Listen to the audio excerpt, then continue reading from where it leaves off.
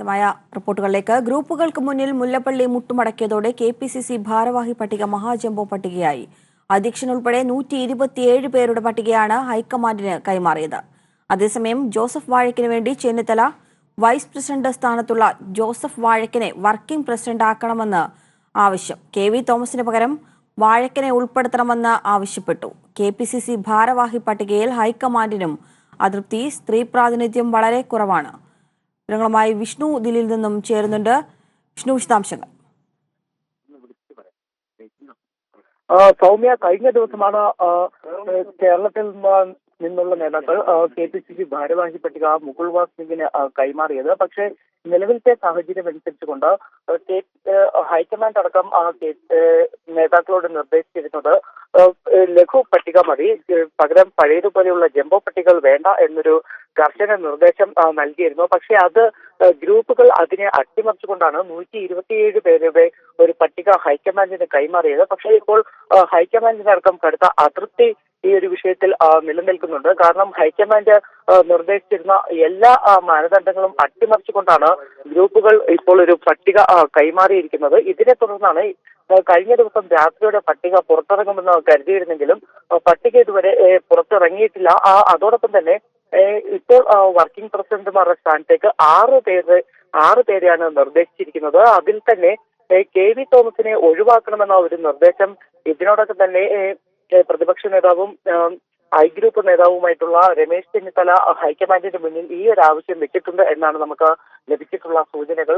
ഇത്തരത്തിൽ KV തോമസിനെ working president സ്ഥാനത്ത് നിന്ന് മാറ്റിക്കൊണ്ട് അദ്ദേഹത്തെ AICCയുടെ ഏതെങ്കിലും സ്ഥാനങ്ങൾ നൽകിക്കൊണ്ട് KPCC ഭാരവാഹി പട്ടികയിൽ നിന്ന് ഒഴിവാക്കണമെന്നും പകരം KV തോമസിന്റെ ഒഴിവിലേക്ക് വർക്കിംഗ് പ്രസിഡന്റ് സ്ഥാനത്തേക്ക് ജോസഫ് വാഴക്കിനെ കൊണ്ടുവരണം എന്ന ഒരു ആവശ്യമാണ് ഇപ്പോൾ രമേശ് ചെന്നിത്തല ഹൈക്കമാൻഡിന് മുന്നിൽ ശക്തമാക്കിയിരിക്കുന്നത്. അതോടൊപ്പം തന്നെ ഇതിനു പുറമെയാണ് ഹൈക്കമാൻഡ് നേരത്തെ തന്നെ സോണിയാഗാന്ധി ഉൾപ്പെടെയുള്ളവർ മുന്നോട്ട് വെച്ചിരുന്നത് വനിതാ പ്രാതിനിധ്യം 30% വേണമെന്നൊരു നിർദ്ദേശം നൽകിയിരുന്നു. പക്ഷേ വൈസ് പ്രസിഡന്റുമാരുടെ പട്ടികയിൽ 13 പേരെ വൈസ് പ്രസിഡന്റുമാരെ നിയമിച്ചപ്പോൾ അതിൽ വനിതാ പ്രാതിനിധ്യം ഒരാൾ മാത്രമാണ്, റോസക്കുട്ടി ടീച്ചറെ മാത്രമാണ് വൈസ് പ്രസിഡന്റ് സ്ഥാനത്തേക്ക് ഉൾപ്പെടുത്തിയിരുന്നത്. അതായത് സോണിയാഗാന്ധി അടക്കം നിർദ്ദേശിച്ചിട്ടുള്ള 30% വനിതാ പ്രാതിനിധ്യം എന്ന മാനദണ്ഡം പോലും അട്ടിമറിച്ചുകൊണ്ടാണ് ഗ്രൂപ്പുകൾ ഇപ്പോൾ ഒരു പട്ടിക കൈമാറിയിരിക്കുന്നത്. ഇതിനു പുറമെ ഇപ്പോൾ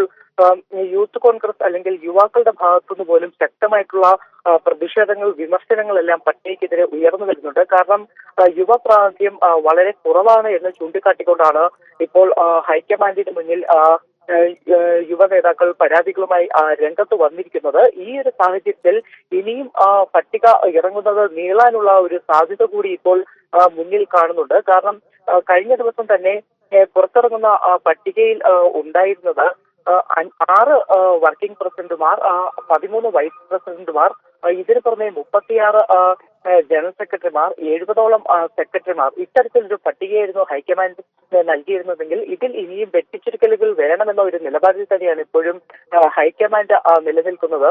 36 ജനറൽ സെക്രട്ടറിമാർ എന്നുള്ളത് വെട്ടിച്ചുരുക്കി 30ലേക്കെങ്കിലും ചുരുക്കണമെന്ന ഒരു കർശന നിർദ്ദേശം കൂടി നേതാക്കൾക്ക് മുല്ലപ്പള്ളി രാമചന്ദ്രനും ഹൈക്കമാൻഡ് കൈമാറിയിട്ടുണ്ട്. അതോടൊപ്പം ഇരട്ട പദവി വിഷയവും ഇപ്പോൾ ഹൈക്കമാൻഡിന് മുന്നിൽ സജീവമായി തന്നെ നിൽക്കുന്നുണ്ട്. കാരണം നേരത്തെ തന്നെ ഹൈക്കമാൻഡ് കർശനമായി തന്നെ പറഞ്ഞിരുന്നത് ഇരട്ട പദവി വേണ്ട എന്നുള്ള ഒരു നിർദ്ദേശം വെച്ചിരുന്നു. മുല്ലപ്പള്ളി രാമചന്ദ്രനും ഇതേ നിലപാട് തന്നെയാണ് സ്വീകരിച്ചിട്ടുള്ളത്. പക്ഷേ ഇവരുടെ എല്ലാം ഈ മാനദണ്ഡങ്ങൾ അട്ടിമറിച്ചുകൊണ്ട് ഗ്രൂപ്പ് നേതാക്കൾ ശക്തമായി തന്നെ ഈ പട്ടിക അട്ടിമറിക്കുന്ന ഒരു സാഹചര്യമാണ് ഉണ്ടായിരുന്നത്. അതുകൊണ്ട് തന്നെ നമുക്ക് ഏറ്റവും ഒടുവിൽ ലഭിച്ചിരിക്കുന്ന സൂചനകൾ അനുസരിച്ചുകൊണ്ട് ഇന്നലെ രാത്രി ഏറെ വൈകിയും ഭാരവാഹി പട്ടിക സംബന്ധിച്ചുള്ള ചർച്ചകൾ നടന്നിരുന്നു. ഈ ഒരു ചർച്ചകളിലും മുല്ലപ്പള്ളി ഹൈക്കമാൻഡിനോട് തന്റെ നിലപാടിൽ ഉറച്ചു നിൽക്കുന്നു എന്ന ഒരു കാര്യമാണ് നമുക്ക് അറിയാൻ സാധിച്ചിട്ടുള്ളത്. കാരണം നേരത്തെ തന്നെ മുല്ലപ്പള്ളി സോണിയാഗാന്ധി അടക്കം അറിയിച്ചിരുന്നത് ഗ്രൂപ്പുകൾ ഇത്തരത്തിൽ കടുംപിടുത്തം പിടിക്കുകയാണെങ്കിൽ താൻ സ്ഥാനം ഒഴിയാൻ തയ്യാറാണ്, അതിനുശേഷം ഇവർ ഗ്രൂപ്പുകൾ അവരുടെ നിലയ്ക്കുള്ള പട്ടികകളുമായി മുന്നോട്ട് പൊയ്ക്കോട്ടെ എന്ന ഒരു കാര്യം നേരത്തെ തന്നെ മുല്ലപ്പള്ളി ഹൈക്കമാൻഡിനെയും സോണിയാഗാന്ധിയെയും അറിയിച്ചതാണ്. ഇപ്പോഴും മുല്ലപ്പള്ളി അതേ നിലപാടിൽ തന്നെ നിൽക്കുന്നു, ഹൈക്കമാൻഡിന് മുന്നിൽ നിൽക്കുന്നു എന്ന ഒരു സൂചന കൂടി നമുക്ക് ലഭിച്ചിരിക്കുന്നു. ഇത്തരത്തിൽ മുല്ലപ്പള്ളിയുടെ ഒരു നിലപാട് കൂടി കണക്കിലെടുത്തുകൊണ്ടാണ് ഹൈക്കമാൻഡ് ഇതുവരെ പട്ടികയിൽ ഒപ്പിടാൻ തയ്യാറാവാത്തത് എന്നാണ് നമുക്ക് ലഭിച്ചിട്ടുള്ള സൂചനകൾ. സൗമ്യ, വിഷ്ണു, ജംബോ പട്ടിക എന്നൊരു സംഭവം വന്നപ്പോൾ തന്നെ അതിന്റെ ചർച്ചകൾ തുടങ്ങിയപ്പോൾ തന്നെ വളരെയധികം ഭിന്നത കോൺഗ്രസിലുണ്ടായിരുന്നു, KPCC-യിലുണ്ടായിരുന്നു. ഇനിയിപ്പോൾ എങ്ങനെയാണ് ഈ ഇത്തരത്തിലുള്ള ഒരു തർക്കമൊക്കെ മറികടക്കാനുള്ള ഒരു സാധ്യത ഹൈക്കമാൻഡിന്റെ ഭാഗത്തു നിന്നും കാണുന്നത്? സൗമ്യ, ഹൈക്കമാൻഡ് നിർദ്ദേശങ്ങൾ കർശനമായി തന്നെ നേതാക്കൾക്ക് മുന്നിൽ വെച്ചിട്ടുണ്ട്. പ്രത്യേകിച്ച് ഇത്രത്തോളം വലിയ ഒരു പട്ടിക വേണ്ട എന്നൊരു നിലപാടിൽ തന്നെയാണ് ഹൈക്കമാൻഡ് ഇപ്പോഴും ഉള്ളത്. കാരണം കേരളം എന്നത് താരതമ്യേന ചെറിയ ഒരു സംസ്ഥാനമാണ്. അതുകൊണ്ട് തന്നെ 120ഓളം ഭാരവാഹികളുടെ ആവശ്യമില്ല എന്ന നിലപാടിൽ തന്നെ ഹൈക്കമാൻഡും മുല്ലപ്പള്ളിയിൽ ഉറച്ചു നിൽക്കുന്നു എന്നാണ് നമുക്ക് ലഭിച്ചിരിക്കുന്ന വിവരങ്ങൾ. ഈ ഒരു സാഹചര്യത്തിൽ ഇനി ഒരുപക്ഷെ ഇപ്പോൾ സമർപ്പിച്ചിരിക്കുന്ന പട്ടികയിൽ നിന്നും ചിലരുടെ പേരുകൾ വെട്ടാനുള്ള സാധ്യതകൾ ഇപ്പോൾ നിലനിൽക്കുന്നുണ്ട്. പ്രത്യേകിച്ച് പേരുകൾ വെട്ടുന്നു എന്ന് പറയുമ്പോൾ പലരും പല നേതാക്കളും ഗ്രൂപ്പ് താല്പര്യങ്ങളുടെ പുറത്ത് പലരെയും പട്ടികയിൽ തിരികെ കയറ്റിയതാണ് എന്ന ആരോപണം ഇതിനോടകം തന്നെ ശക്തമായി കഴിഞ്ഞിട്ടുണ്ട്. അപ്പോൾ അത്തരത്തിലുള്ള ചിലരെയും ഇതിനു പുറമെ ചില ഇപ്പോൾ ഭാരവാഹി പട്ടികയിൽ ഉൾപ്പെട്ടിരിക്കുന്ന ചില നേതാക്കൾ എന്ന് പറയുന്നത് അവർ നേരത്തെ തന്നെ ചില കേസുകളിൽപ്പെട്ടവരും ആരോപണ വിധേയരുമാണ്. അതുകൊണ്ട് അത്തരത്തിലുള്ളവരെ ഒഴിവാക്കാനുമുള്ള ഒരു ശ്രമം ഇപ്പോൾ നേതാക്കളുടെ ഭാഗത്തുനിന്നും നടക്കുന്നു എന്ന ഒരു സൂചന നമുക്ക് ലഭിച്ചിട്ടുണ്ട്. പക്ഷേ നിലവിലത്തെ സാഹചര്യത്തിൽ ഇപ്പോൾ നൽകിയിരിക്കുന്ന പട്ടികയിൽ നിന്നും ആരെങ്കിലെയുമൊക്കെ ഒഴിവാക്കി കഴിഞ്ഞാൽ അല്ലെങ്കിൽ പേരുകൾ വെട്ടിക്കഴിഞ്ഞാൽ അത് ഗ്രൂപ്പുകൾക്കിടയിൽ വലിയ പൊട്ടിത്തെറിയിലേക്കായിരിക്കും കാര്യങ്ങൾ നീങ്ങുക എന്നാണ് നമുക്ക് മനസ്സിലാക്കാൻ സാധിച്ചിട്ടുള്ളത്. കാരണം നേരത്തെ തന്നെ തുടക്കത്തിൽ കഴിഞ്ഞ ആഴ്ച ദില്ലിയിൽ നേതാക്കൾ തമ്മിൽ ചർച്ചകൾ നടന്നിരുന്നു. പ്രത്യേകിച്ച് ഉമ്മൻചാണ്ടിയും രമേശ് ചെന്നിത്തലയും അടക്കമുള്ള നേതാക്കൾ ദില്ലിയിലെത്തുകയും KPCC അധ്യക്ഷൻ മുല്ലപ്പള്ളി രാമചന്ദ്രനും എല്ലാം ദില്ലിയിൽ എത്തിക്കൊണ്ടായിരുന്നു ഒരു ചർച്ചകൾ നടന്നതെങ്കിൽ ആ ചർച്ചയിൽ ഒരു സമവായം ആകാത്തതിനെ തുടർന്ന് ചർച്ച പകുതി വഴിക്ക് ഉപേക്ഷിച്ചാണ് കഴിഞ്ഞ ആഴ്ച ഉമ്മൻചാണ്ടിയും രമേശ് ചെന്നിത്തലയും കേരളത്തിലേക്ക് മടങ്ങിയത്. അതിനുശേഷമാണ് പിന്നീട് ഇന്നലെ വീണ്ടും ഇവർ ദില്ലിയിലേക്ക് എത്തുകയും ചർച്ചകൾ നടത്തുകയും ചെയ്തത്. പക്ഷേ ഇവർ കഴിഞ്ഞ ദിവസം തിരിച്ച് ദില്ലിയിലേക്ക് വരുന്ന സമയത്ത് തന്നെ മുല്ലപ്പള്ളി രാമചന്ദ്രന്റെ എതിർപ്പുകളെ എല്ലാം മറികടക്കാനുള്ള നീക്കങ്ങൾ നടത്തിയിട്ടായിരുന്നു വന്നിരുന്നത്. പക്ഷേ ഇപ്പോൾ മുല്ലപ്പള്ളി രാമചന്ദ്രനും തന്റെ നിലപാടിൽ ഉറച്ചു നിൽക്കുന്ന ഒരു സാഹചര്യത്തിൽ ഈ ഒരു പക്ഷേ വെട്ടലുകൾ പട്ടികയ്ക്കകത്ത് ഉണ്ടായിക്കഴിഞ്ഞാൽ അത് വലിയൊരു പൊട്ടിത്തെറിയിലേക്കായിരിക്കും നീങ്ങുക. സൗമ്യ, വിഷ്ണു, ഗ്രൂപ്പുകൾക്ക് അതീതമായ ഒരു തീരുമാനമെടുക്കാനായിരുന്നു ഹൈക്കമാൻഡ് ആദ്യം മുതൽ തന്നെ ശ്രമിച്ചുകൊണ്ടിരുന്നത്. ഇപ്പോൾ ഇങ്ങനെ ഒരു തർക്കം ഉണ്ടായ ഒരു സ്ഥിതിക്ക് ആരൊക്കെ പുറത്തു പോകാനും ആരൊക്കെ KPCC ഭാരവാഹി പട്ടികയിൽ ഉൾപ്പെടാനുമുള്ള സാധ്യതകളാണ് കാണുന്നത്? സൗമ്യ, അതുതന്നെയാണ് നമ്മൾ നേരത്തെ സൂചിപ്പിച്ചത്. പട്ടികയ്ക്ക് പുറത്ത് ആരെങ്കിലും പട്ടികയിൽ നിന്ന് ഒഴിവാക്കുക എന്നത് ഹൈക്കമാൻഡിന് മുന്നിൽ അല്ലെങ്കിൽ ഒരു വലിയ വെല്ലുവിളി അല്ലെങ്കിൽ പ്രതിസന്ധി സൃഷ്ടിക്കുന്ന ഒരു കാര്യം തന്നെയാണ്. കാരണം ഇപ്പോൾ 127 പേരുടെ പട്ടികയാണ് സമർപ്പിച്ചിട്ടുള്ളത്. അതിൽ നിന്ന് ആരെയെങ്കിലും ഭാരവാഹി സ്ഥാനത്ത് നിന്ന് ഒഴിവാക്കി കഴിഞ്ഞാൽ അത് വലിയ പൊട്ടിത്തെറിയിലേക്ക് നീങ്ങാനുള്ള സാധ്യതകൾ സജീവമായി തന്നെ നിലനിൽക്കുന്നു. ഈ ഒരു സാഹചര്യത്തിൽ ശരി, വിഷ്ണുവാണ് ദില്ലിയിൽ നിന്ന് വിശദാംശങ്ങൾ നൽകിക്കൊണ്ടിരുന്നത്. ഗ്രൂപ്പുകൾക്ക് മുന്നിൽ മുല്ലപ്പള്ളി മുട്ടുമടക്കിയതോടെ KPCC ഭാരവാഹി പട്ടിക മഹാജംബോ പട്ടികയായി മാറിക്കൊണ്ടിരിക്കുകയാണ്. അധ്യക്ഷൻ ഉൾപ്പെടെ 127 പേരുടെ പട്ടികയാണ് ഹൈക്കമാൻഡിന് കൈമാറിയിട്ടുള്ളത്. വിശദാംശങ്ങൾ വിഷ്ണുവാണ് ദില്ലിയിൽ നിന്നും നൽകിക്കൊണ്ടിരുന്നത്. CITU 16-ാം ദേശീയ സമ്മേളനത്തിന് ഇന്ന് ചെന്നൈയിൽ തിരശ്ശീല ഉയരും. വിവിധ സംസ്ഥാനങ്ങളിൽ നിന്നുമുള്ള 2000-ഓളം പ്രതിനിധികളാണ് സമ്മേളനത്തിൽ പങ്കെടുക്കുന്നത്. വിശദാംശങ്ങളുമായി രാജേന്ദ്രൻ ചേരുന്നുണ്ട്. രാജേന്ദ്രൻ, എപ്പോഴാണ് സമ്മേളനത്തിന് തുടക്കം കുറിക്കുക? എന്തൊക്കെയാണ് ചെന്നൈയിൽ നിന്ന് നമുക്ക് ലഭിക്കുന്ന ഏറ്റവും പുതിയ വിശദാംശങ്ങൾ?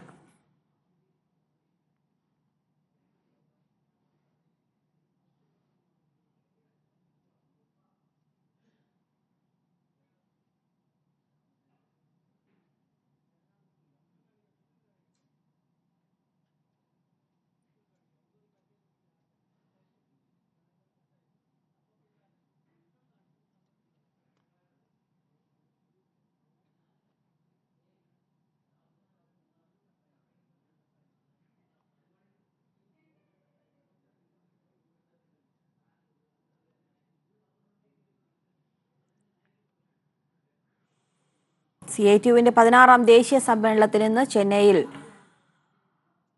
തുടക്കമാവും. വിവിധ സംസ്ഥാനങ്ങളിൽ നിന്നുമുള്ള 2000-ഓളം പ്രതിനിധികളാണ് സമ്മേളനത്തിൽ പങ്കെടുക്കുന്നത്.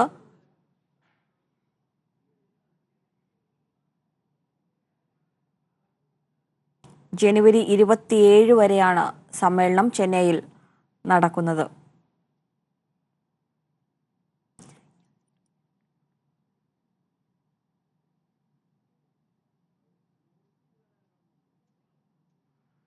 ചെന്നൈയിൽ നിന്ന് വിശദാംശങ്ങളുമായി രാജേന്ദ്രനെ പ്രതീക്ഷിക്കുന്നുണ്ട്.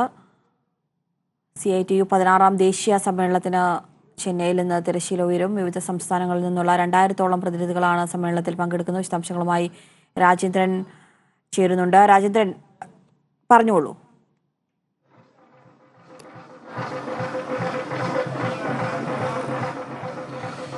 സൗമ്യ, CITUവിന്റെ 16ാം അഖിലേന്ത്യാ സമ്മേളനത്തിന് അല്പസമയത്തിനുള്ളിൽ ഇവിടെ ചെന്നൈയിലെ മുഹമ്മദ് അമീൻ നഗറിൽ തിരശ്ശീല ഉയരും.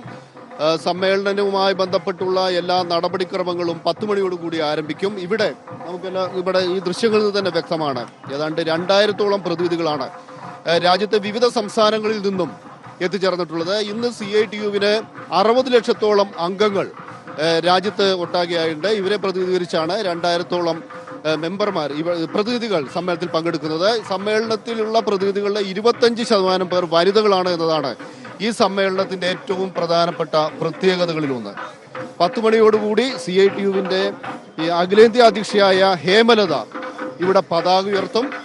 പതാക ഉയർത്തിയതിനു ശേഷം ഇന്ന് പ്രതിനിധി സമ്മേളനം ആരംഭിക്കും. സമ്മേളനത്തിന് ഉദ്ഘാടനം എന്നൊരു ചടങ്ങ് CITUവിന്റെ സമ്മേളനങ്ങളില്ല. അതിനു പകരം പ്രസിഡൻഷ്യൽ അഡ്രസ്സാണ്. അധ്യക്ഷ സമ്മേളനവുമായി ബന്ധപ്പെട്ട് പറയാനുള്ള കാര്യങ്ങൾ പറയും. അതിനുശേഷം ഇതുമായി ബന്ധപ്പെട്ടുള്ള റിപ്പോർട്ട് ജനറൽ സെക്രട്ടറി തവൻസൻ അവതരിപ്പിക്കും. ഇവിടെ ഇപ്പോൾ നമ്മുടെ CITUവിന്റെ പ്രമുഖ നേതാവും നമ്മുടെ മന്ത്രിയുമായ മേഴ്സിക്കുട്ടിയമ്മയുണ്ട്. ഇത് എത്രാമത്തെ സമ്മേളനത്തിലാണ് പങ്കെടുക്കുന്നത്? ഞാൻ 79 മുതൽ പങ്കെടുക്കുന്നുണ്ട്. അതെന്താണ് ഇപ്പോൾ 79 തൊട്ട് ഇതുവരെയുള്ള CITUവിന്റെ സമ്മേളനങ്ങൾ പങ്കെടുത്തു കഴിഞ്ഞാൽ ഈ സംഘടനയുടെ വളർച്ച എത്ര ഉണ്ട്? വളർച്ച ഇപ്പോൾ അന്നത്തേനേക്കാൾ എത്രയോ വിപുലമായിരിക്കുന്നു നമ്മുടെ സംഘടനാ സംവിധാനം. വളരെ എല്ലാ സ്റ്റേറ്റിലും തൊഴിലാളികളുടെ ഇടയിൽ നല്ല സ്വാധീനം ചെലുത്താൻ കഴിഞ്ഞിട്ടുണ്ട്. പ്രത്യേകിച്ച് പൊതുമേഖലാ സ്ഥാപനങ്ങളെല്ലാം, അത് കോളാണെങ്കിലും NDPC ആണെങ്കിലും ഇങ്ങനെ തുടങ്ങിയിട്ടുള്ള കേന്ദ്ര നവരത്ന സ്ഥാപനങ്ങളെല്ലാം മേജർ യൂണിയൻ CITU ആണ്. മറ്റൊരു കാര്യം, ഇവിടെ മറ്റെന്തെങ്കിലും ഔദ്യോഗിക കൂടിക്കാഴ്ചകൾ വല്ലതും ഇതിന്റെ ഭാഗമായിട്ട് എന്തെങ്കിലും ഔദ്യോഗിക ചർച്ചകൾ വല്ലതും തന്നെ ചെന്നൈയിൽ നടത്തും? എല്ലാം പൊതുമേഖലാ സ്ഥാപനങ്ങൾ വിറ്റുതുലയ്ക്കുന്ന പശ്ചാത്തലത്തിൽ അത് നിലനിർത്തി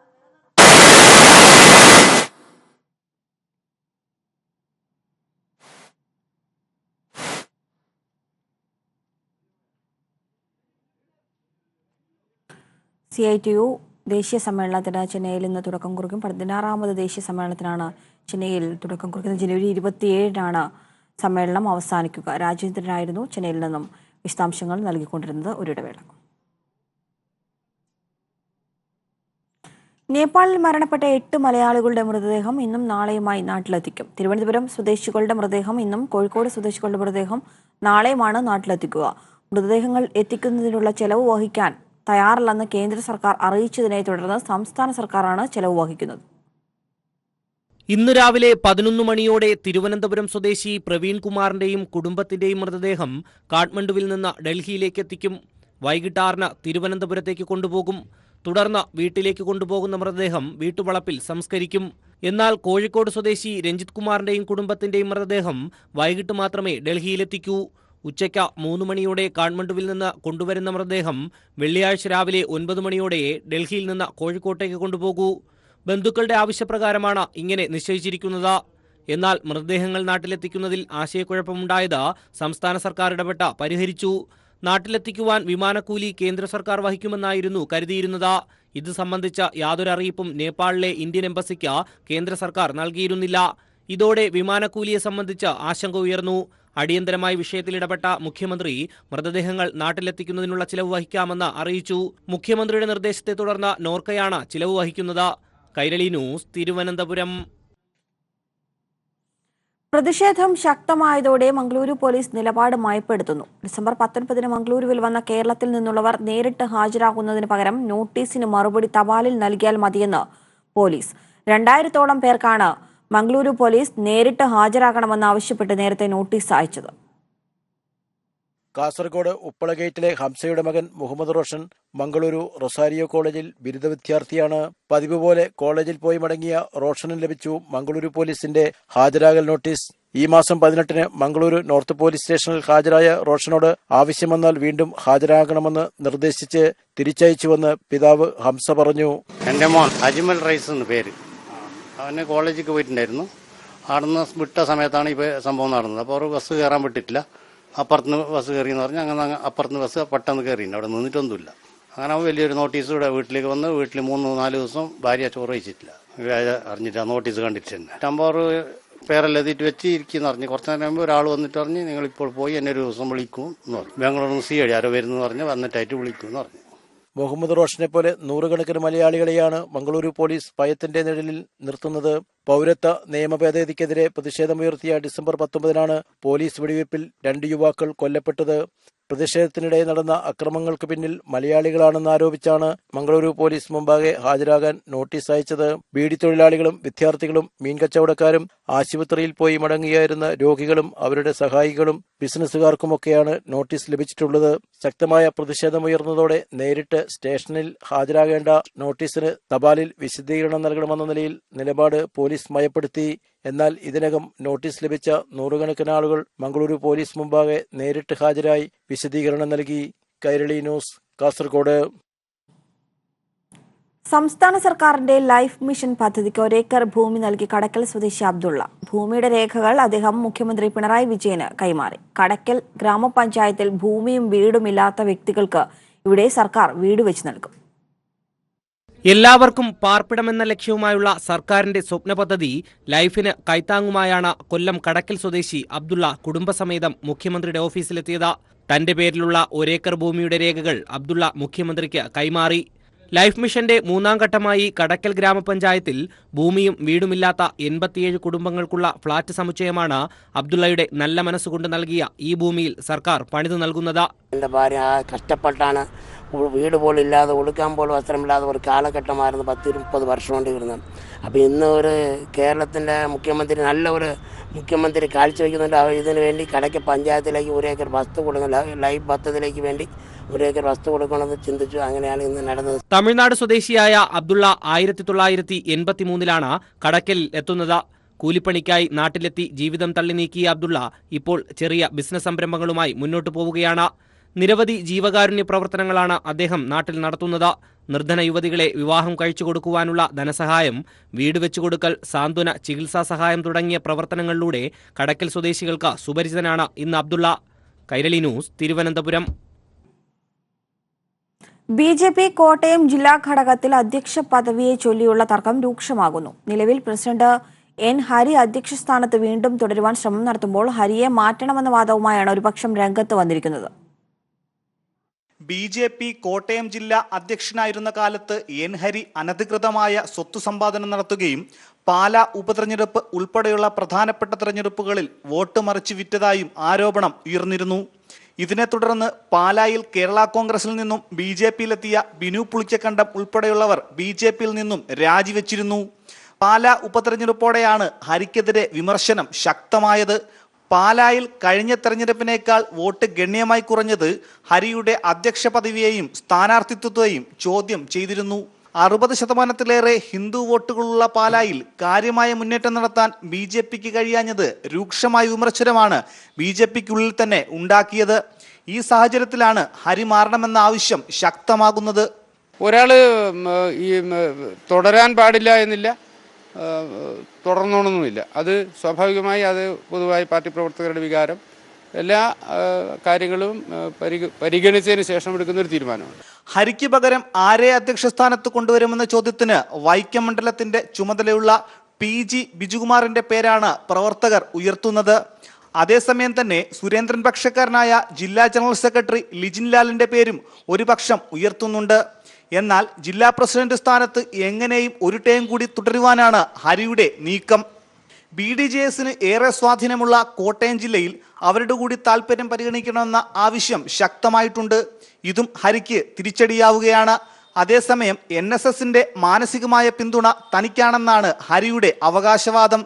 BDJS മുന്നണി വിടുവെന്ന ഭീഷണി നിലനിൽക്കെ ജില്ലയിൽ അവർക്ക് കൂടി താല്പര്യമുള്ള ആളെ അധ്യക്ഷനാക്കാൻ BJP സംസ്ഥാന നേതൃത്വം തീരുമാനിച്ചാൽ ജില്ലയിൽ പുതിയ അധ്യക്ഷൻ വരുമെന്ന കാര്യം ഉറപ്പ്. BJP ജില്ലാ ഘടകത്തിൽ ഉണ്ടായിരിക്കുന്ന അഭിപ്രായ തർക്കങ്ങളും ഏറ്റുമുട്ടലുകളും സംഘടനയുടെ പ്രവർത്തനത്തെ പിന്നോട്ടടിക്കുമെന്ന ആക്ഷേപവും ശക്തമാണ്. സംസ്ഥാന തലത്തിൽ തന്നെ ഗ്രൂപ്പ് പോരും തർക്കവും തുടരുന്ന സാഹചര്യത്തിൽ കോട്ടയത്തെ ജില്ലാ പ്രസിഡന്റിന്റെ കാര്യത്തിലും അനിശ്ചിതത്വം തുടരുകയാണ്. കോട്ടയത്ത് നിന്നും മനീഷ് മഹിവാൽ, കൈരളി ന്യൂസ്. ഇടവേള.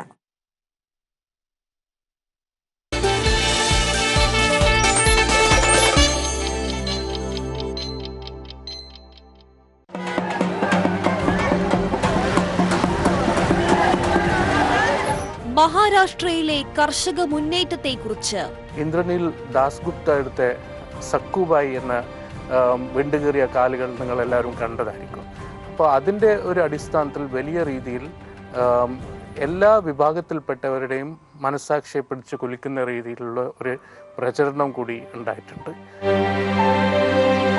പൊരുതുന്ന കർഷകർക്ക് ലഭിക്കുന്ന വർദ്ധിച്ച പിന്തുണയെക്കുറിച്ച് കർഷകൻ അന്നദാതാവാണ്. അപ്പോൾ ആ കർഷകനെ തൊഴുതുകൊണ്ട് പോകുന്നത് ഇത് മുമ്പ് ഒരിക്കലും ഒരു സമരത്തിലും കാണാത്തതാണ്.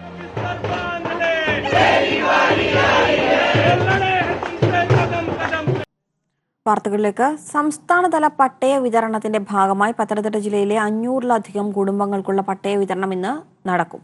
റവന്യൂ മന്ത്രി ഇ ചന്ദ്രശേഖരൻ പട്ടയ വിതരണ മേളയുടെ ഉദ്ഘാടനം നിർവഹിക്കും. വർഷങ്ങളുടെ കാത്തിരിപ്പിനൊടുവിലാണ് പത്തനംതിട്ട ജില്ലയിലെ 501 കുടുംബങ്ങൾക്ക് പട്ടയം സ്വന്തമാകുന്നത്. 6 താലൂക്കുകളിലെ പട്ടയങ്ങളാണ് വിതരണം ചെയ്യുക. കോന്നി താലൂക്കിൽ 54 പട്ടയങ്ങളും തിരുവല്ലയിൽ 24-ഉം കോഴഞ്ചേരി, മല്ലപ്പള്ളി, അടൂർ എന്നിവിടങ്ങളിൽ യഥാക്രമം 24, 20, 6 പട്ടയങ്ങളാണ് വിതരണം ചെയ്യുന്നത്. റാന്നി താലൂക്കിലാണ് ഏറ്റവും കൂടുതൽ പട്ടയം വിതരണം ചെയ്യുക, 373 എണ്ണം. റവന്യൂ മന്ത്രി ഇ ചന്ദ്രശേഖരൻ പട്ടയ വിതരണം ഉദ്ഘാടനം ചെയ്യും. ബഹുമാന്യനായ റവന്യൂ മിനിസ്റ്ററാണ് ഉദ്ഘാടനം ചെയ്യുന്നത്. ജില്ലയിൽ ഇപ്പോൾ കൊടുക്കാൻ തയ്യാറായിട്ടുള്ളത് 501 പട്ടയങ്ങളാണ്. നാളെ നമുക്ക് വിതരണം ചെയ്യാനായിട്ട് തയ്യാറായിട്ടുള്ളത് 501 പട്ടയങ്ങളാണ്. അതിൽ ഏറ്റവും കൂടുതൽ വരുന്നത് റാന്നി താലൂക്കിൽ നിന്നാണ്. 373 പട്ടയങ്ങൾ നമുക്ക് റാന്നി താലൂക്കിൽ മാത്രമാണ്. ബാക്കിയുള്ള താലൂക്കുകൾ എല്ലാം കൂടിയിട്ടാണ് ഒരു 130ഓളം പട്ടയങ്ങൾ ബാക്കി 5 താലൂക്കുകളിലുണ്ട്. അങ്ങനെ പട്ടയമേളയുടെ ഭാഗമായി ജില്ലാ കളക്ടർ PB നൂഹ് റിപ്പോർട്ട് അവതരിപ്പിക്കും. 1.5 കൊല്ലത്തിലേറെയായി പട്ടയം ലഭിക്കാതിരുന്ന പെരുമ്പട്ടി വില്ലേജിലെ വലിയകാവിലെ കുടുംബങ്ങൾക്കും ഉടൻ പട്ടയം ലഭ്യമാക്കാനുള്ള നടപടികൾ ജില്ലാ ഭരണകൂടം ഇതിനോടകം ആരംഭിക്കുകയും ചെയ്തിട്ടുണ്ട്. കൈരളി ന്യൂസ്, പത്തനംതിട്ട. കരിപ്പൂർ അന്താരാഷ്ട്ര വിമാനത്താവളത്തിൽ നിന്ന് ജിദ്ദയിലേക്ക് 4 വിമാന കമ്പനികൾ കൂടി സർവീസ് തുടങ്ങുന്നു. Air India, spice jet, Saudi airlines വിമാന കമ്പനികളാണ് സർവീസ് ആരംഭിക്കുന്നത്. പുതിയ 4 സർവീസുകളാണ് ജിദ്ദ കരിപ്പൂർ മേഖലയിൽ ആരംഭിക്കുന്നത്. Air India, Saudi airlines, spice jet വിമാന കമ്പനികളാണ് സർവീസിനൊരുങ്ങുന്നത്. സ്പൈസ് ജെറ്റ്, സൗദി എയർലൈൻസ് വിമാന കമ്പനികൾ ദിവസേന സർവീസ് നടത്തും. എയർ ഇന്ത്യ ആഴ്ചയിൽ 2 ദിവസങ്ങളിലാണ് സർവീസ് നടത്തുക. സ്പൈസ് ജെറ്റ് ദിവസേനയുള്ള മറ്റൊരു സർവീസ് കൂടി പരിഗണിക്കുന്നുണ്ട്. എയർ ഇന്ത്യയുടെ ഏറ്റവും വലിയ ജംബോ വിമാനങ്ങളാണ് കരിപ്പൂർ ജിദ്ദ സർവീസിന് ഉപയോഗിക്കുന്നത്. തിങ്കൾ, ശനി ദിവസങ്ങളിലാണ് എയർ ഇന്ത്യയുടെ സർവീസ് ഉള്ളത്. കരിപ്പൂർ ജിദ്ദ മേഖലയിൽ അനുഭവപ്പെടുന്ന യാത്രാ ദുരിതത്തിന് ഇതോടെ പരിഹാരമാവും. മാർച്ച്, ഫെബ്രുവരി മാസത്തോടെ 5000-ലധികം സീറ്റുകൾ അധികമായി ലഭ്യമാവും. ഹജ്ജ്, ഉംറ തീർത്ഥാടകരുൾപ്പെടെ സൗദിയിലേക്ക് പറക്കുന്ന യാത്രക്കാർക്ക് ഈ തീരുമാനം ഏറെ സഹായകമാവും. കൈരളി ന്യൂസ്, മലപ്പുറം.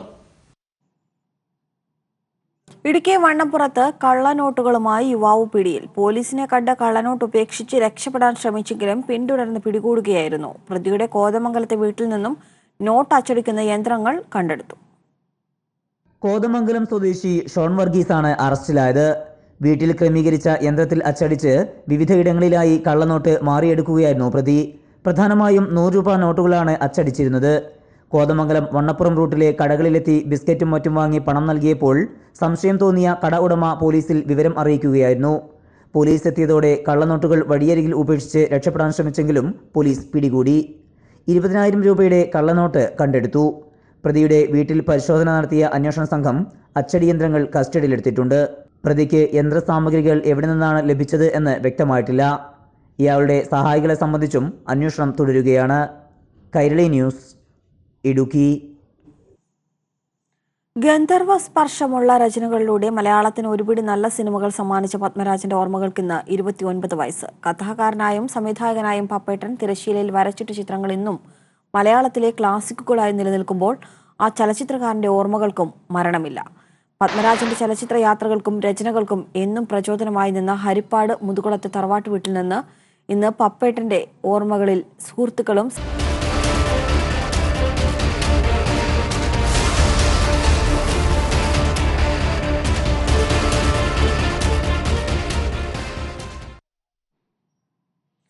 CITU 16-ാം ദേശീയ സമ്മേളനത്തിൽ നിന്ന് ചെന്നൈയിൽ തിരശ്ശീല ഉയരും. വിവിധ സംസ്ഥാനങ്ങളിൽ നിന്നുള്ള 2000-ഓളം പ്രതിനിധികളാണ് സമ്മേളനത്തിൽ പങ്കെടുക്കുന്നത്. വിശദാംശങ്ങളുമായി കെ രാജേന്ദ്രൻ ചെന്നൈയിൽ നിന്നും ചേരുന്നുണ്ട്. രാജേന്ദ്രൻ, ഇത് 3-ാം തവണയാണ് ഇപ്പോൾ തമിഴ്നാട്ടിൽ CITUവിന്റെ ദേശീയ സമ്മേളനം നടക്കുന്നത്. എത്രത്തോളമുണ്ട് ഒരുക്കങ്ങൾ? ആരൊക്കെയാണ് പങ്കെടുക്കുന്നത്?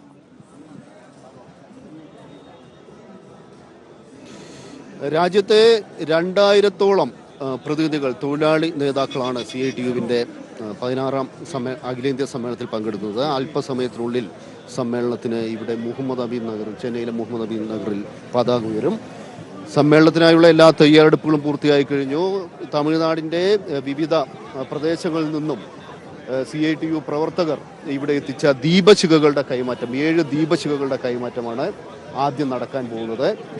ഇതിനുശേഷം CITUവിന്റെ അഖിലേന്ത്യാ അധ്യക്ഷയായ ഹേമലത സമ്മേളനത്തിന്റെ പതാക ഉയർത്തും.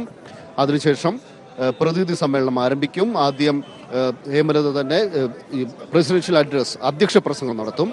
അധ്യക്ഷ പ്രസംഗത്തിന് ശേഷം ജനറൽ സെക്രട്ടറി തപൻസൻ പ്രവർത്തന റിപ്പോർട്ട് അവതരിപ്പിച്ചും. ഈ പ്രവർത്തന റിപ്പോർട്ടിന് മേലുള്ള വിപുലമായ ചർച്ചകളായിരിക്കും തുടർന്നുള്ള ദിവസങ്ങളിൽ നടക്കുക. നേരത്തെ പറഞ്ഞതുപോലെ 2000-ഓളം പ്രതിനിധികളാണ് രാജ്യത്തെ വിവിധ സംസ്ഥാനങ്ങളിൽ നിന്നുമായി സമ്മേളനത്തിൽ പങ്കെടുക്കുന്നത്. ഇന്ന് CITUവിന് രാജ്യവ്യാപകമായി 60 ലക്ഷത്തോളം മെമ്പർമാരാണ് ഉള്ളത്. CITU 1970-ലാണ് രൂപീകരിക്കപ്പെടുന്നത്. 70-ൽ CITU രൂപീകരിക്കപ്പെടുമ്പോൾ അന്ന് 8 ലക്ഷമായിരുന്നു അംഗസംഖ്യ. ഇന്നത് 60 ലക്ഷത്തോളമായി ഉയർന്നിരിക്കുന്നു. CITUവിന്റെ രൂപീകരണത്തിന്റെ 50-ാം വാർഷികം ആഘോഷിക്കുന്ന ഒരു വേളയിലാണ് ചെന്നൈയിൽ ഈ അഖിലേന്ത്യാ സമ്മേളനത്തിന് തിരശ്ശീല ഉയരുന്നത്. 1970-ൽ അന്ന് മുംബൈയിൽ വെച്ചാണ് CITUവിന്റെ ആദ്യത്തെ സമ്മേളനം നടന്നത്. ഇതിനു മുമ്പ് തന്നെ 1920-ലാണ് ഒരു രാജ്യത്താദ്യമായി ഒരു ട്രേഡ് യൂണിയൻ പ്രസ്ഥാനത്തിന് ഒരു ഐക്യവേദി ഉണ്ടാവുന്നത്. 70-ൽ AITUC രൂപീകരിക്കപ്പെട്ടു. അന്ന് ലാലാ ലജ്പത് റായ് ആയിരുന്നു AITUCയുടെ ആദ്യത്തെ ജനറൽ സെക്രട്ടറി. അതിനുശേഷം പിന്നീട് കമ്മ്യൂണിസ്റ്റ് പാർട്ടിയിലുണ്ടായ പിളർപ്പിനെ തുടർന്നാണ് CITU രൂപീകരിക്കപ്പെടുന്നത്. എന്നാൽ ഇന്ന് രാജ്യത്ത് ഏറ്റവും സുശക്തമായ സംഘടനാ സംവിധാനമുള്ള, ഏറ്റവും സജീവമായി പ്രവർത്തിക്കുന്ന അംഗങ്ങളുള്ള ട്രേഡ് യൂണിയനായി CITU മാറിയിരിക്കുന്നു. CITUവിനെ സംബന്ധിച്ച് പറയുകയാണെങ്കിൽ അടുത്തിടെ 2 വലിയ സമരങ്ങൾ, അഖിലേന്ത്യാ പണിമുടക്കുകൾ നടത്തിയിരുന്നു. ഈ മാസം ആദ്യത്തിൽ ഒരു അഖിലേന്ത്യാ പണിമുടക്ക് നടന്നു. CITUവിന്റെ പ്രമുഖ നേതാവായ ആനത്തലവട്ടം ആനന്ദൻ സഖാവ് നമ്മോടൊപ്പം ഉണ്ട്. സഖാവിന്റെ എത്രാമത്തെ സമ്മേളനമാണിത്? ഇത് സ്റ്റാർട്ടിംഗ് മുതൽ ഫസ്റ്റ് കോൺഫറൻസ് 70 മുതൽ 1970 മുതലുള്ള ഈ 16-ാം സമ്മേളനം തോന്നുന്നത് അത്ര അധികം പ്രതിനിധികൾ ഉണ്ടാവില്ല. ഇത്ര 70 തൊട്ട് 4th കോൺഫറൻസ് ചെന്നൈയിൽ നടക്കുമ്പോൾ 79 അന്ന് 5000 ഡെലിഗേറ്റ്സ് ഉണ്ടായിരുന്നു. അന്നാണ് തീരുമാനിച്ചത് അത് നടത്താനും സാധിക്കില്ല. 5000 ഇപ്പം 2300 മാക്സിമം. അത് തന്നെ നടത്താൻ വലിയ പ്രയാസമാണ്. അന്ന് 5300 ഉണ്ടായിരുന്നു. ഈ സംഘടനയുടെ വളർച്ച അത് ഏത് രീതിയിലാണ്? അതെ, സംഘടനയുടെ വളർച്ച ഇപ്പോൾ ഈ ഡെലിഗേറ്റ്സിൻ്റെ ഞങ്ങൾ നമ്പർ കുറച്ചു, പ്രാതിനിധ്യത്തിൻ്റെ നമ്പർ കുറച്ചു. അല്ലെങ്കിൽ ഒരു 10,000 പേരെങ്കിലും പങ്കെടുക്കേണ്ടതാണ്. 79-ൽ 5000, ഇപ്പോൾ ഒരു 10,000 എങ്കിലും വരേണ്ടതാണ്. പക്ഷേ ഞങ്ങൾ സമ്മേളനത്തിൻ്റെ നടത്തിപ്പിൻ്റെ സൗകര്യം നോക്കിയിട്ടാണ്. ഇവിടെ ഈ ഉത്തരേന്ത്യയിൽ നിന്നൊക്കെയുള്ള പല പ്രതിനിധികളുമായി സംസാരിക്കുമ്പോൾ അവർ പറയുന്നത് അവരുടെ പല നേതാക്കൾക്കും പങ്കെടുക്കാൻ പറ്റില്ല. അതിന്റെ കാരണമായി പറയുന്നത് CAക്കെതിരായി നടത്തിയ സമരത്തിൽ പലരും തന്നെ ഇപ്പോഴും ജയിലിലാണ്. അപ്പൊ അത്തരത്തിൽ എനിക്ക് പല നേതാക്കളും ചൂണ്ടിക്കാണിക്കുന്ന ഒരു വസ്തുത, ഇന്നിപ്പോൾ ഈ CITU പോലുള്ള സംഘടനകൾ നേരിടുന്ന ഏറ്റവും പ്രധാനപ്പെട്ട പ്രശ്നം തൊഴിലാളികളെ സാമുദായിക അടിസ്ഥാനത്തിൽ ഭിന്നിപ്പിക്കും. അതിൽ നിന്ന് അവരെ മോചിപ്പിച്ചെടുക്കുക എന്നുള്ളതാണ് CITUവിൻ്റെ കടമ. CITU ആ പണിയാണ് ചെയ്യുന്നത്. ഒരു വർഗീയതയ്ക്കെതിരായി വർഗരാഷ്ട്രീയവും വർഗബോധവും വളർത്തിയെടുക്കാൻ CITU നടത്തുന്ന പരിശ്രമം അത് ദേശരക്ഷയ്ക്കും രാജ്യരക്ഷയ്ക്കും നമ്മുടെ ഭരണഘടനയുടെ സംരക്ഷണത്തിനും മതനിരപേക്ഷത കാത്തുസൂക്ഷിക്കുന്നതിനും അതിപ്രധാനമാണ്. ആ പണി ഞങ്ങൾ നന്നായി ചെയ്യുന്നുണ്ട്. തൊഴിലാളി വർഗത്തിൻ്റെ പ്രസ്ഥാനത്തിന് സംഘടനകൾക്ക് മാത്രമേ ആ പണി ഭംഗിയായി നിർവഹിക്കാനും സാധിക്കൂ. അവരൊരു വർഗ താല്പര്യമാണ്, ജാതി താല്പര്യമല്ല. എല്ലാ ജാതി മതവിഭാഗത്തിലും പെടുന്നവർ CITU സംഘടനയിൽ അംഗമാണ്. തൊഴിലാളികൾ എല്ലാ ജാതി മതവിഭാഗത്തിലും പെടുന്നതാണ്. അവരെ ഒരു വർഗമെന്നുള്ള നിലയിൽ യോജിപ്പിച്ച് അണിനിരത്തുക എന്ന ചുമതലയാണ് CITU നിർവഹിക്കുന്നത്. ദേശീയ താല്പര്യത്തിന് തന്നെ അനുപേക്ഷണീയം. ഓക്കെ, വളരെയധികം നന്ദി. ആറത്തല ഭട്ടമാനന്ദൻ പറഞ്ഞ ആ ഒരു പ്രധാനപ്പെട്ട കാര്യം, തൊഴിലാളികളെ വർഗീയ അടിസ്ഥാനത്തിൽ ഭിന്നിപ്പിക്കാനുള്ള ആസൂത്രിതമായ ശ്രമം നടക്കുന്നു എന്നാണ് ചൂണ്ടിക്കാണിച്ചത്. കേരളത്തിൽ നിന്ന് ആകെ 700 പ്രതിനിധികളാണുള്ളത്. ഏറ്റവും കൂടുതൽ പ്രതിനിധികൾ ഉള്ളത് കേരളത്തിൽ നിന്നാണ്, 700 പേർ. ആകെ 2000 പ്രതിനിധികളാണുള്ളത്. 25 സംസ്ഥാനങ്ങളിൽ നിന്നുള്ള പ്രതിനിധികളാണ് ഈ സമ്മേളനത്തിൽ പങ്കെടുക്കുന്നത്. ഇന്ന് ഈ ഔദ്യോഗികമായുള്ള ഈ പ്രസിഡൻഷ്യൽ അഡ്രസ്, അതായത് അധ്യക്ഷ പ്രസംഗം, അതുപോലെ ജനറൽ സെക്രട്ടറിയുടെ റിപ്പോർട്ടിംഗ് എന്നിവയ്ക്ക് ശേഷം നടക്കുന്ന പ്രധാനപ്പെട്ട ഒരു അജണ്ടയിലെ ഇനമെന്ന് പറയുന്നത് പൗരത്വ ഭേദഗതി നിയമത്തിനെതിരെയുള്ള പ്രമേയമാണ്. പൗരത്വ ഭേദഗതി നിയമത്തിനെതിരെ രാജ്യവ്യാപകമായി ഇടതുപക്ഷ സംഘടനകൾ സമരത്തിലാണ്, കുറെ കാലമായി സമരത്തിലാണ്. എന്നാൽ ഉത്തരേന്ത്യൻ സംസ്ഥാനങ്ങളിൽ പ്രധാനമായും സമരം ചെയ്യുന്നത് CITUവിൽപ്പെട്ട പ്രവർത്തകരും നേതാക്കളുമെല്ലാമാണ്. നിരവധി CITU നേതാക്കൾ ജയിലിലായിരുന്നു. ഉത്തർപ്രദേശ്, ഗുജറാത്ത്, അവിടെയെല്ലാം തന്നെ പല CITU നേതാക്കൾക്കെതിരെ അതിക്രൂരമായ മർദ്ദനമുറകളാണ് അവിടുത്തെ സർക്കാരുകളെല്ലാം തന്നെ അഴിച്ചുവിട്ടിരുന്നത്. ഉത്തർപ്രദേശിൽ നിന്നെല്ലാം ഈ സമ്മേളനത്തിൽ പങ്കെടുക്കേണ്ട പല പ്രതിനിധികൾക്കും തന്നെ എത്താൻ പറ്റിയിട്ടില്ല. കാരണം അവരെല്ലാം തന്നെ ഇപ്പോഴും ജയിൽവാസം അനുഭവിക്കുകയാണ്. ഇപ്പോൾ CITUവിൻ്റെ നേതാവ് എളവരം കാര്യം നമ്മോടൊപ്പം ഉണ്ട്. സഖാവി, ഗുഡ് മോർണിംഗ്. സഖാവിൻ്റെത് എത്രാമത്തെ സമ്മേളനമാണ്? അന്ന് എനിക്ക് ഓർമ്മയില്ല. വേറെ കാര്യം പറയും, പൈങ്കിളി ചോദ്യം ചോദിക്കാം. ശരി, നമുക്ക് പിന്നീട് കാണാം. ഇതുമായി ബന്ധപ്പെട്ട് നമുക്ക് പിന്നീട് കാണാം. പിന്നെ നമ്മൾ മന്ത്രി കടകംപള്ളി സുരേന്ദ്രൻ ഇവിടെ എത്തിച്ചേർന്നിട്ടുണ്ട്. അതുപോലെ മന്ത്രിമാരായ AK ബാലൻ, മേഴ്സിക്കുട്ടി അമ്മ തുടങ്ങിയവരെല്ലാം തന്നെ ഇവിടെ എത്തിച്ചേർന്നിട്ടുണ്ട്. അവരെല്ലാം തന്നെ ചെന്നൈയിലുള്ള കേരള ഹൗസിലാണ് താമസിക്കുന്നത്. നമ്മൾ മനസ്സിലാക്കേണ്ട ഒരു പ്രധാനപ്പെട്ട വസ്തുത എന്ന് പറയുന്നത്, ഇവിടെ ചർച്ച ചെയ്യുന്ന ഏറ്റവും പ്രധാനപ്പെട്ട വിഷയങ്ങളിലൊന്ന് ഈ തൊഴിൽ മേഖല നേരിടുന്ന പ്രശ്നങ്ങളാണ്. രാജ്യത്ത് തൊഴിലില്ലായ്മ വ്യാപകമായിക്കൊണ്ടിരിക്കുന്നു. കഴിഞ്ഞ 3 വർഷ കാലയളവിനിടയിൽ ലക്ഷക്കണക്കിന് തൊഴിലവസരങ്ങളാണ് ഇവിടെ ഇല്ലാതായത്. അതോടൊപ്പം തന്നെ തൊഴിൽ സുരക്ഷിതത്വം പൂർണ്ണമായും ഇല്ലാതായിരിക്കുന്നു. ഈ ഒരു സാഹചര്യത്തിലാണ് ഇത്തരം ഒരു സമ്മേളനം ഇവിടെ നടക്കുന്നത്. സൗമ്യ. രാജേന്ദ്രൻ, സംസ്ഥാനത്ത് നിന്നും നിരവധി പ്രമുഖ നേതാക്കളൊക്കെയും പങ്കെടുക്കുന്നുണ്ട്. ഇന്ന് മറ്റെന്തൊക്കെ പരിപാടികളാണ് ഇന്ന് സമ്മേളന വേദിയിൽ ഇന്ന് സംഘടിപ്പിച്ചിരിക്കുന്നത്?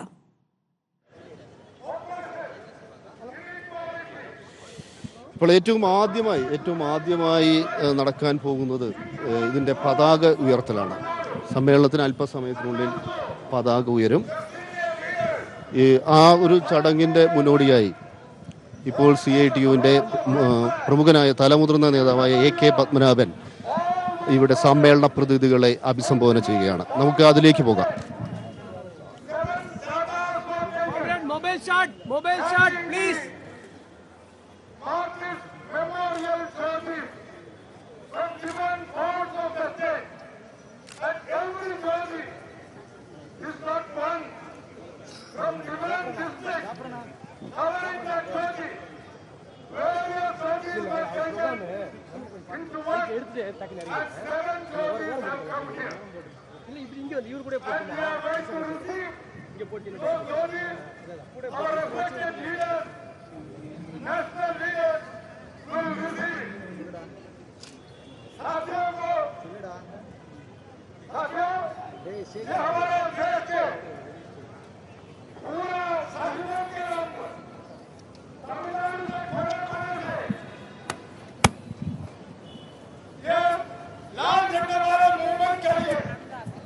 जीवन दिया है हमारे शहीदों, वो शहीदों के नाम पर, और जीवन जिन्होंने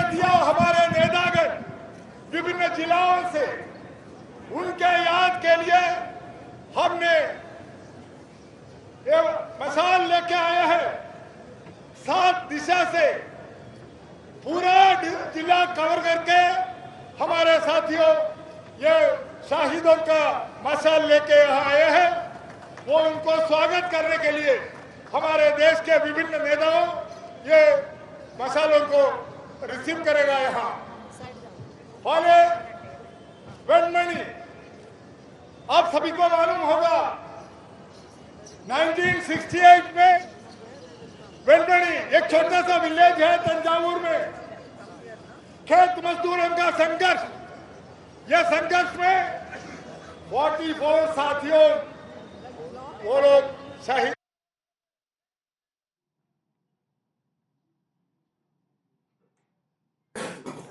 CITUവിന്റെ 16ാം ദേശീയ സമ്മേളനം ചെന്നൈയിൽ അല്പസമയത്തിനകം പതാക ഉയർത്തും. വിവിധ സംസ്ഥാനങ്ങളിൽ നിന്നുള്ള 2000-ഓളം പ്രതിനിധികളാണ് സമ്മേളനത്തിൽ പങ്കെടുക്കുന്നത്.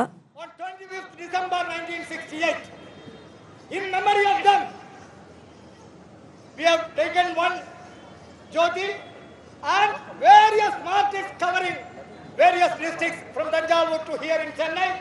And this march Jyoti was led by Comrade Jaipal, who is one of the secretaries of CITU, Tamil Nadu CITU. And I request Comrade Jaipal and his team to come to the dais. And the Jyoti will be received by Comrade A. Soundarajan, who is the president of the state CITU and who is one of the national secretaries and also now the chairman of the organizing committee of this conference. I request Comrade Jaipal and Comrade Soundarajan to receive it.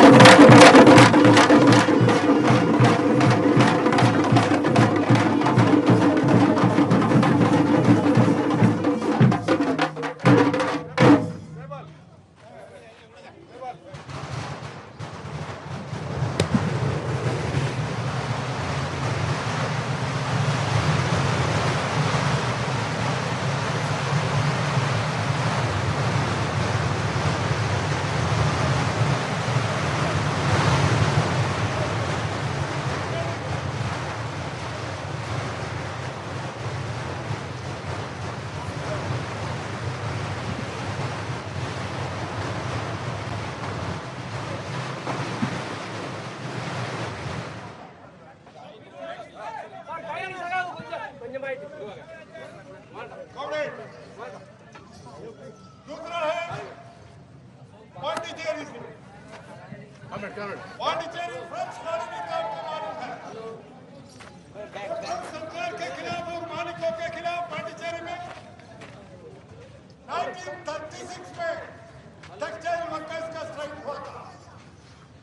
उस समय मालिक लोग और French imperialist साम्राज्यवादियों वो गोली चलाया, 12 साथियों का मृत्यु हुआ, 12 साथियों का 30 जुलाई 1933। लेकिन उसके बाद बहुत बदलाव हुआ फ्रांस में और फ्रांस का पूरा नया सरकार पॉपुलर हो गया। उस समय 8 घंटे का काम और trade union rights, democratic rights पूरा का वो बन गया था। And so it was for the first time in the whole of South Asia, youngsters for right to organize, right to trade union, democratic rights was guaranteed by the struggle in that small area, French colony of Pakistan, French in Pondicherry in 1936 itself, in memory of those martyrs. Our comrades have brought the flame, and it is led by Comrade V. Kumar, Deputy General Secretary of the State CITU and our working committee member at the national level, and that Jyoti will be received by our National Secretary, Comrade Swadesh Devroy, our international head.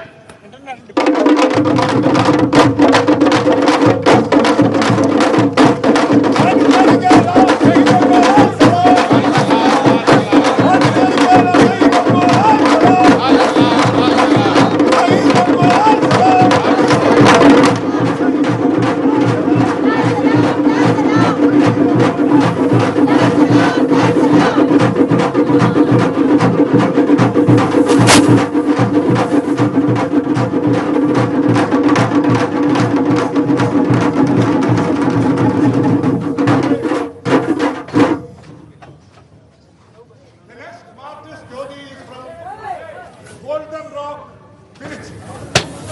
Golden Rock, Trichy was the headquarters of MSM Railway in the early days, British days. And Golden Rock was a center where railway workers, women, children, everybody was always on the struggle in support of national movement and for the struggles of the railway workers. It's a long history.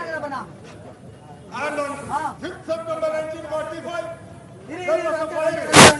That firing was almost like a peacefully the workers, family members, women and children, they were protesting. The strike was going. In support of that, a huge meeting there. And that area is still under CITU, and we have built a Martyrs Memorial there. And from there, this Jyoti has been brought here. Comrade, यह railway का headquarters था दक्षिण भारत में golden rock, वो तिरुचि के पास. उस समय पूरा रेलवे के संघर्ष या देश के आजादी के संघर्ष के टाइम पर गोल्डन रॉक एक बड़ा सेंटर था. रेल मजदूरों, उनका परिवार, पूरा साथियों, हजारों लोग वहां शामिल होने वाले थे. वो 5 सितंबर 1945 में ये हड़ताल हुआ, रेलवे वर्कर्स का हड़ताल चल रहे थे. बहुत साथियों, एक बड़ा मीटिंग चल रहे थे. पुलिस ने लाठी चलाया, 5 साथियों शहीद हुए. वहां से ये तीसरा मिसाल लेके आए हैं. ये हमारा साथी R Singaravelu, vice president Tamil Nadu and leader of the construction workers federation, and comrade Elahi. ये दोनों साथियों, I request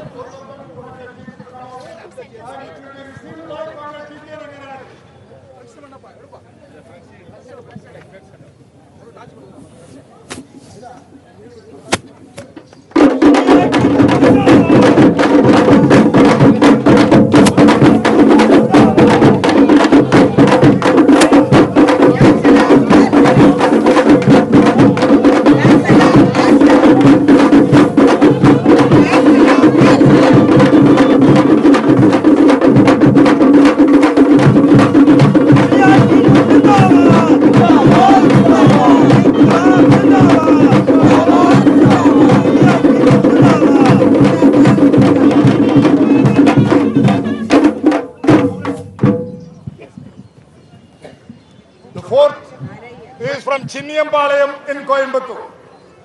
Coimbatore was known as the Manchester of South India.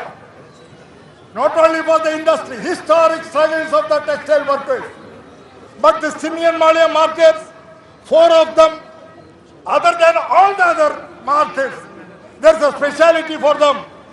They fought against the agents of the employer.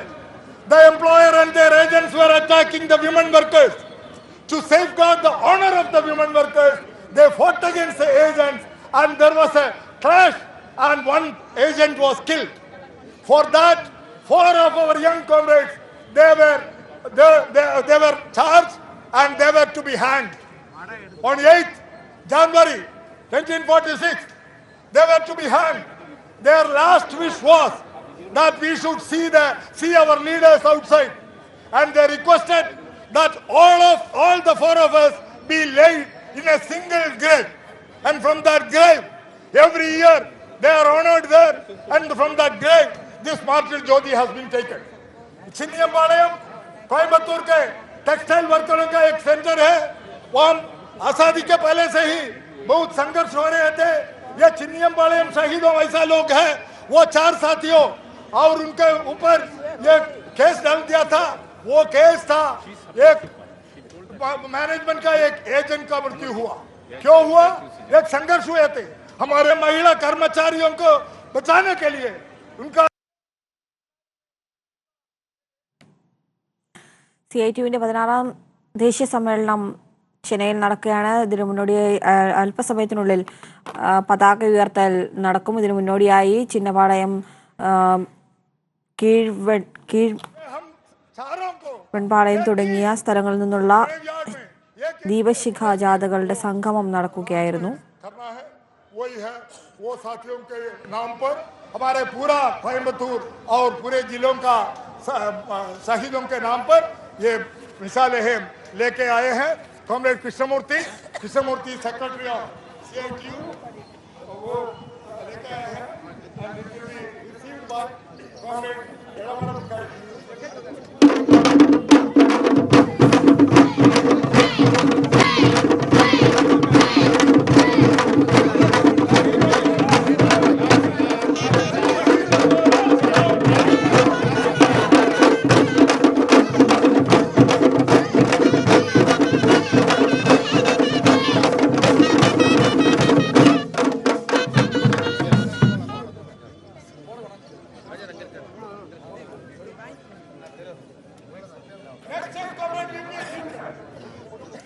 The great leader of Chennai and Tamil Nadu, one of the most popular leaders CITU had, and one who was from the beginning of CITU, and he's a freedom fighter, congressman, Congress soldier, turned communist.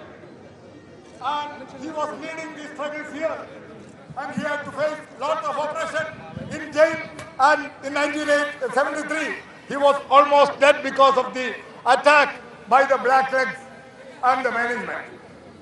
And in memory of Comrade VPC, who died actually during his visit to Soviet Union, he went to Stalingrad on the occasion of the May Day celebrations, and on 8th May 1987, he left us. In memory of Comrade VP Chintan, this Jyoti has been brought here, and ये Comrade VP Chintan के नाम पर है.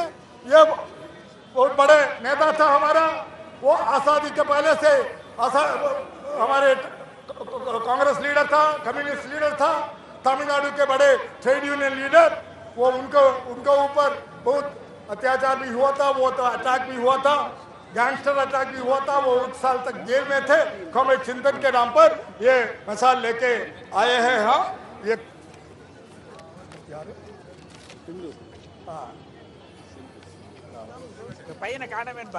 Comrade Thiruvettai, one of the secretaries of State CITU, he has brought this. His Thiruvettai entry.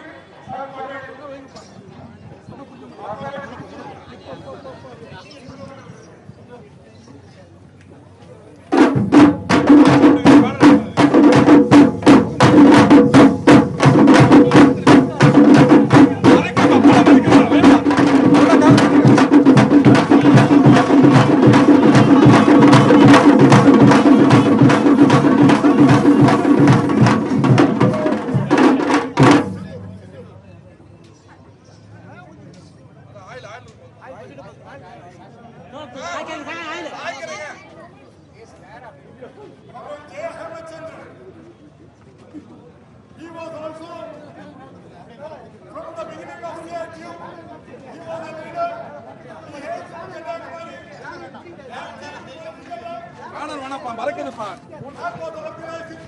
Plantation workers, cashew workers, transport workers, and later on he became the president of the state CITU. In the memory of Comrade Hemachandran and all the about 52 martyrs places in Kanyakumari, this Jyoti is taken, and from other districts also. Comrade Thangamohan, one of the secretaries of the state CITU, he has carried it along with his team.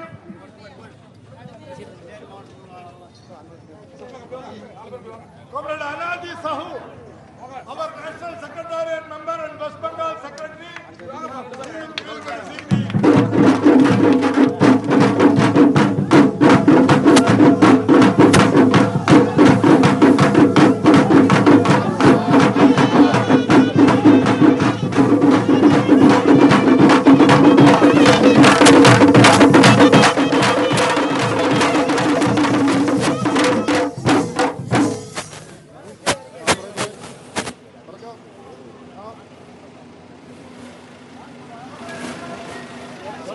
Kita.